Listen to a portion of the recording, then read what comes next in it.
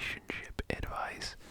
I'm just gonna move this mic a little bit, and I'm gonna actually tilt it downwards. There we go. So I've been in a relationship. I'm 21 years old, so I'm not crazy qualified to do this. But if you guys are my age, maybe I can, or like around my age, maybe I can help you out, I guess. So I've been in, I don't know, like 4 relationships or so. I'm in one right now that I've been in for a year and a half, I think, or so. Yeah. And my second longest one was when I was in high school, and that was for about a year. So I've been in a decent amount of relationships. That I have learned a few things that I would like to share with you guys. So yeah, I've kind of come up with 5 different points. Obviously, I'm sure there's more. If you guys want a part 2, then like this video. Don't forget to subscribe if you want some future ASMR bangers. And let's get right into it. So, number 1 is kind of for people that are, I guess, like single now, but like potentially wanting to be in a relationship. So obviously, physical attraction is going to play a part in wanting to date someone. Like, you do kind of have to be physically attracted to them, or at least for me, I kind of have to. But you also need to find someone with similar kind of hobbies, interests, and values. And what I mean by that is, like, even if you do find someone attractive physically, you shouldn't just date them because of that. And it seems like common sense. Like, it seems like, oh yeah, well, duh. But there are a lot of people that I know, people that are even older than me, that end up dating people just because they find them attractive, like, at first glance, or just from a conversation. But, like, you know, hobbies, interests, and especially values, especially once you start dating in your 20s, you do need to be aware that, like, if you want things to go somewhere, then you need to make sure that you're going to date someone that maybe eventually wants a family if you want a family, or someone who really values, like, loyalty, because you value loyalty, like, you do want to be, or maybe someone, if you're not religious, you don't want to date someone who's religious, or whatever, everyone has their preferences, obviously, but don't just get into a relationship because you're like superficially attracted to someone. It seems pretty obvious, but I know a lot of people who fail to look deeper into a person that they want to date, which is really essential, especially if you don't, like, obviously if you just want like a summer fling kind of thing, then just go for it, who cares? But if you do want to date someone, or you have someone in mind that you want to date, then then I would look past just their physical features and their hobbies and interests. You also need to get into the deeper waters. And yeah, it is really hard to have those conversations when you're not dating someone about deep values and things like that. So by no means is it easy to figure that stuff out. Sometimes you do have to start dating the person to figure those things out.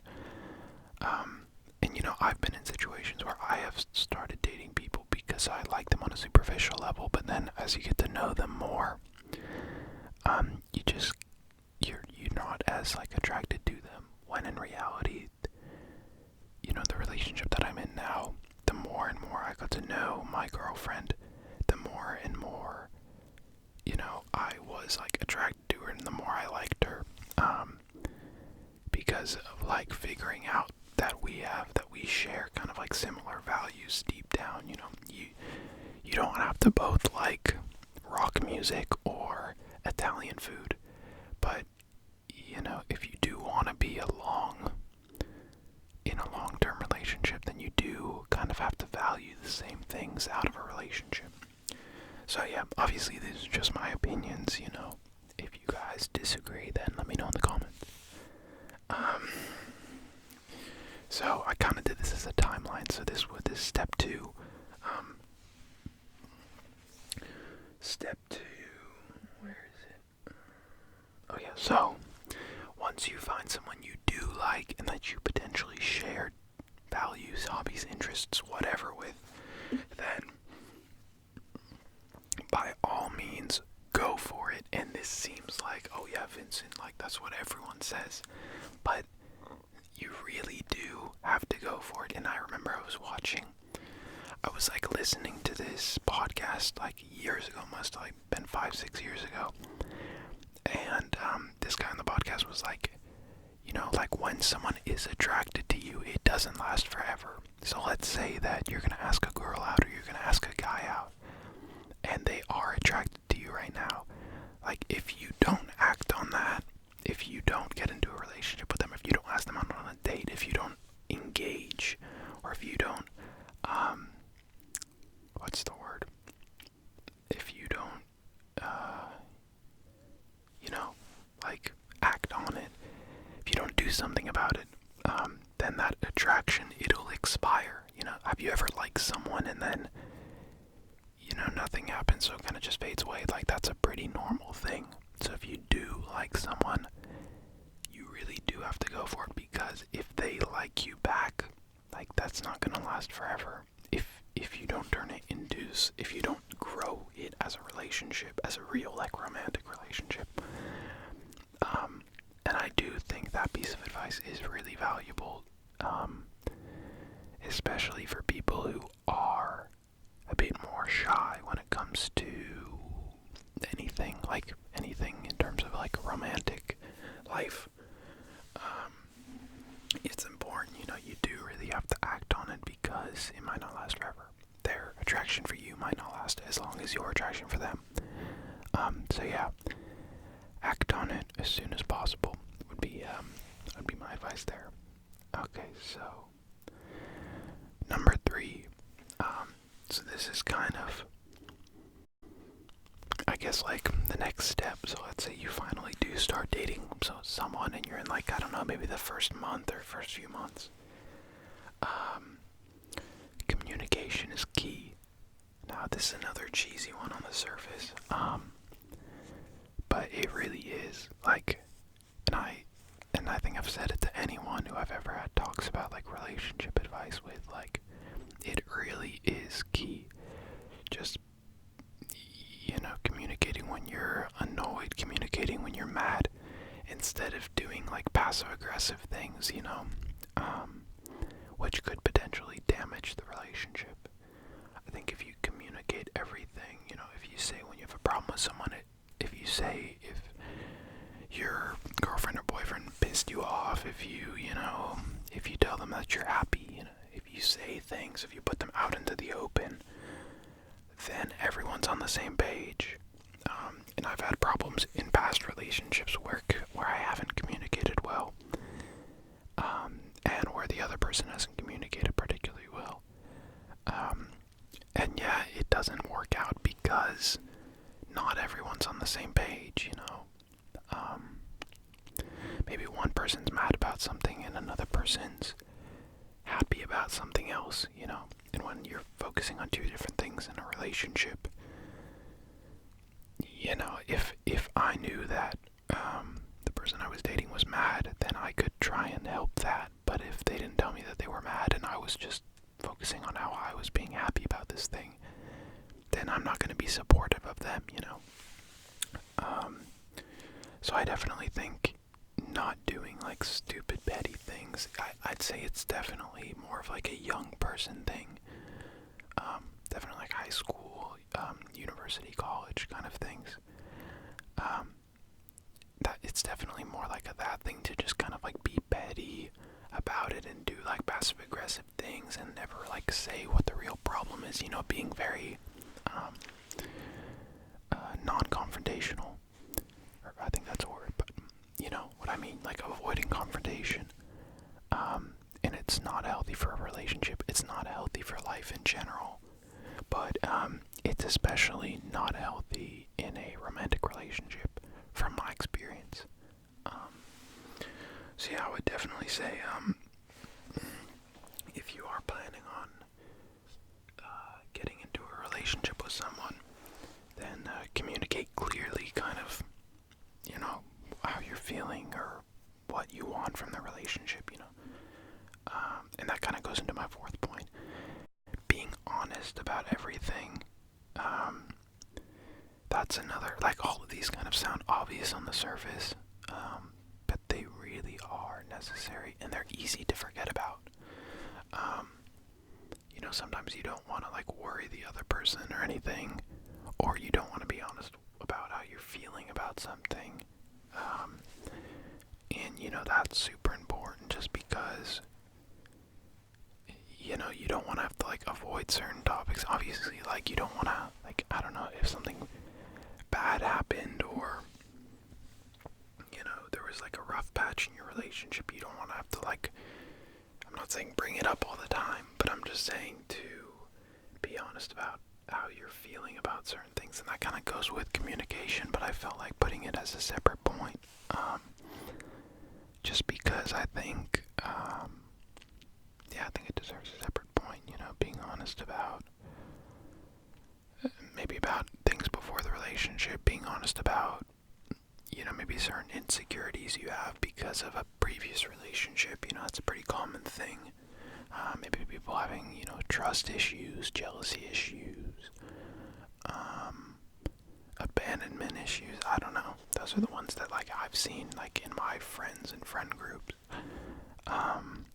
Everyone has their own insecurities in their relationships.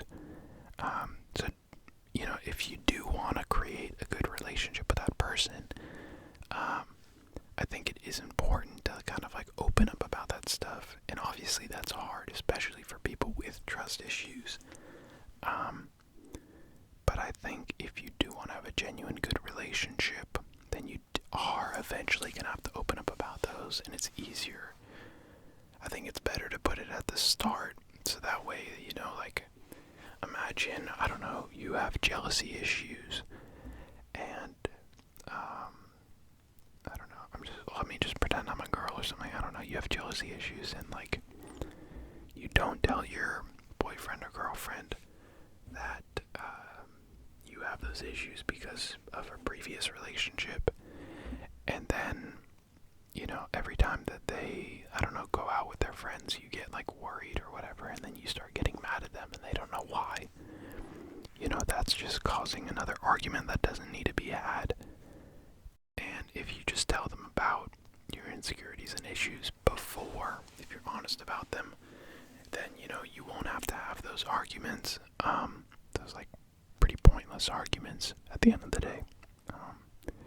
So yeah, that's number 4. And then, number 5, so this kind of works so if you've been in a long-term relationship, or if you were in a relationship and it ended, and that's learn from it, 100%. Obviously, if you're in a relationship, you're always learning, you're always learning new things about how to communicate with people, how to trust people, how to understand someone from the other side. I think it really helps developing your empathy, I think, as a human. But I guess more focused on if a relationship ends, which most likely, you'll have been in a relationship that's ended, or that doesn't make sense, but you'll have experienced a breakup there. That makes more sense. Most people over the age of whatever have, whether it's a breakup of a relationship that was 2 weeks or 2 years or whatever. I'm sure there's a lot longer as well. But yeah, like, sorry, I was just forgetting what I was talking about. Learn from it in the sense that, don't necessarily look back on it in a really negative way if it didn't end in a really negative way. Obviously, if you got, like, cheated on or whatever, but try and look at it in a positive way, in a sense, like, like, when I look back on my relationships, I always think, like, oh my god, I was, like, a different person back then. I've grown so much since then. I've improved here, this is, oh, look at what I was doing back then, like, this was so dumb, why was I doing that, That's a good thing. That means you're growing. If you look back to a relationship 5 years ago and you don't cringe, then there's something wrong, you know? You should cringe. You should be like, oh my god, I can't believe I was like that. Like, I can't believe I said that. I can't believe I did that. You know, you should cringe because that means you've changed. Like, and most of the time it's for the better. So 100% always, you know, I look back on those memories of past relationships, like with a little bit of like fondness, just because I'm like, wow, life was so different. I was so different as a person, and I was so different as a boyfriend, you know. So I think, yeah, just learning from it, learning what you did wrong, where it went wrong, what you can do better. You know, it's really simple. It's just like a test. You know, you get a test back, you look what you did wrong, what you did right, and then for the next test, you're more prepared. Ideally, you're more prepared. It's the same with relationships. You know, it's trial and error until hopefully it fits right one day, or it doesn't, and you don't want it to. But yeah, those were that was kind of just my 5 tips of relationship advice that I feel like kind of are universal for most people. Obviously, I'm a guy, and I've only been in relationships with girls. I don't know, maybe you have different, maybe different things have different levels of importance when you're in, I don't know, a guy in a relationship with a guy or a girl in a relationship with a girl, or people who don't want to be in relationships at all. I'm sure this doesn't really apply to them, but I'm sure things are different in different relationships. But this is kind of my experience as a straight guy who's lived in like Western Europe and the U.S. So I'm sure they change by where you're living and who you are. But yeah, so if you guys want a part 2, then smash that like button and don't forget to subscribe to this ASMR channel. You know, my support, or your guys' support for me has been insane. I think we're on like 85 subscribers now. It is crazy. We're gonna reach 100 by the end of 2019, maybe by the end of November. Knock on wood. And don't forget to leave a comment if you guys have any suggestions for future videos, and I will catch you next time.